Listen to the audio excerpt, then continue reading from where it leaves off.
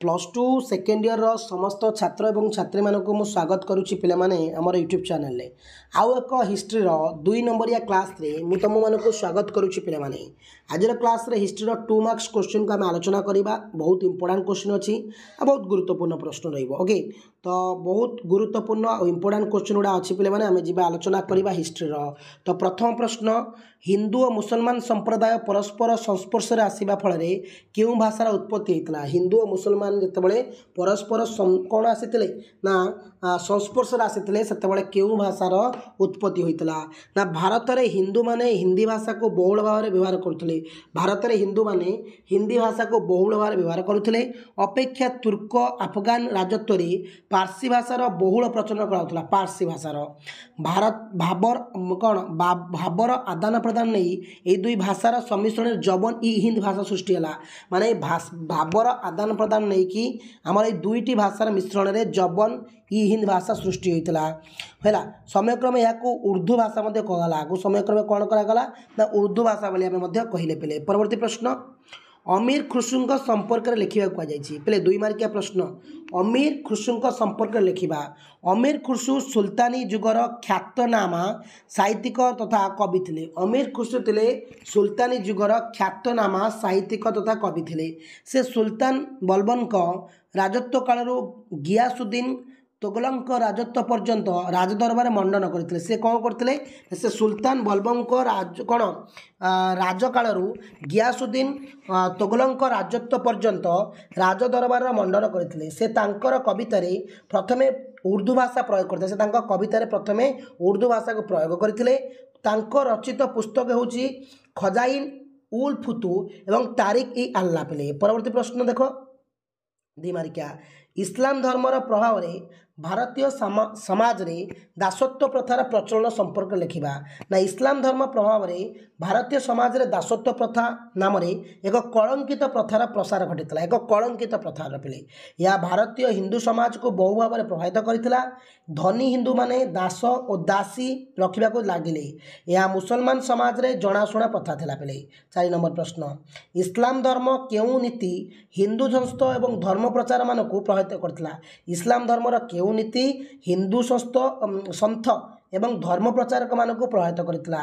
इस्लाम धर्मर एक ईश्वरवाद कौ नीति ना एक ईश्वर गोटे ईश्वर को से पूजा करथिले एवं सार्वजनीन भातृत्व भाव माने सार्वजनीन भातृत्व भाव आदि चिंताधारा हिंदू संस्थ एवं धर्म प्रचारक मान को विशेष भाव में प्रभावित करथिला। इस्लाम धर्म जाति प्रथा नथिला पे माने।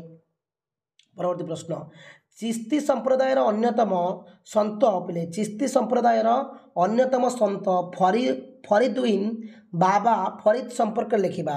चिश्ती संप्रदायर अन्यतम सूफी संस्थ थे फरीउद्दीन पे।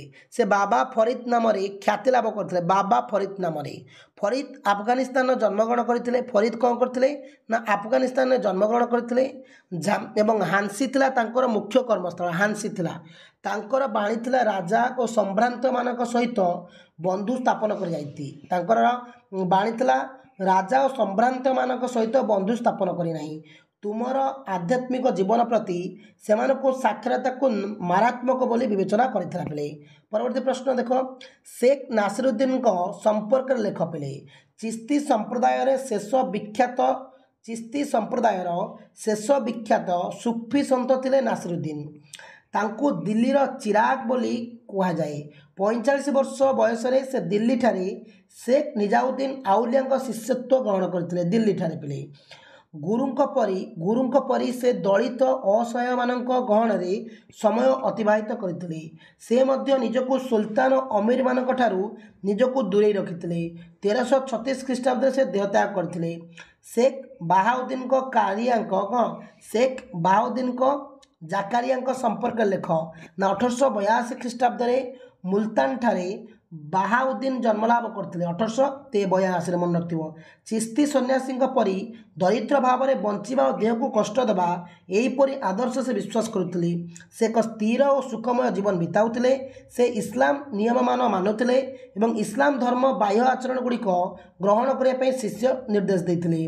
8 नंबर प्रश्न पे 2 मार्किया प्रश्न सूफी संत मान प्रचार फल आंचलिक साहित्य विकास किपरि घटिला। सूफी संत मान प्रचार फल आंचलिक साहित्यर विकास घटीला। याद्वारा बहु गुरुमुखी मराठी एवं बंगाली हिंदी प्रभृति भाषागुड़िक उन्नति होते। मुसलमान माने हिंदी शब्दगुड़िक ग्रहण करते, परिशेष उर्दू भाषा जन्मलाभ करता। सूफी संस्थ माने किपरि इस्लाम धर्म रे थिबा कठोरता को कोहल कर सूफी संस्थ माने एकश्वरवाद उपर विश्वास करुले एवं जटिल मंड कर्मकांड पूजा पद्धति रे विरुद्धाचरण करुले।